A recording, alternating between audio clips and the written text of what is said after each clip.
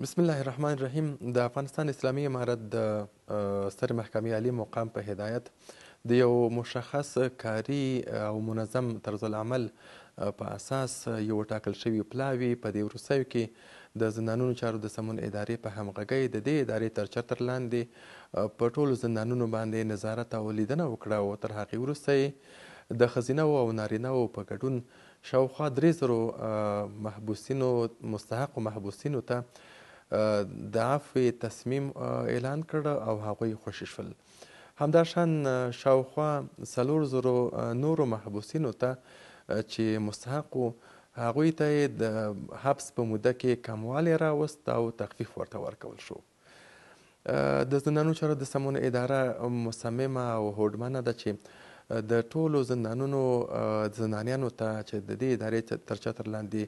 د حبس شپې ورځې تیری ټول هغه خدمات او لازم امکانات چې د هغوی د ژوند لپاره ضروري دي که په هره برخه کې وي ورته وړاندې کوي او لا هم هڅه کوي چې د دوی د اصلاح او بیا روزنې لپاره خپل هڅو ته او همداشان خپلو کوششونو ته دوام ورکړي. سو دا هغه هڅې د دې لامل شي چې په ټولنه کې د جرم او جنایت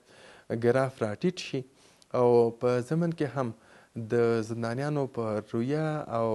په اخلاقو کې اصلاح راشي او بیا دویم ځلي د جرم تکرار ورته ښه ښکاره نه شي. د یادونې وړ بولو چې دا مهال د زندانونو چارو د سمون ادارې تر چتر لاندې شاوخوا 14000 محبوسین د خپل حبس شپې ورځې د دې ادارې تر چتر لاندې په زندانونو کې تیروي.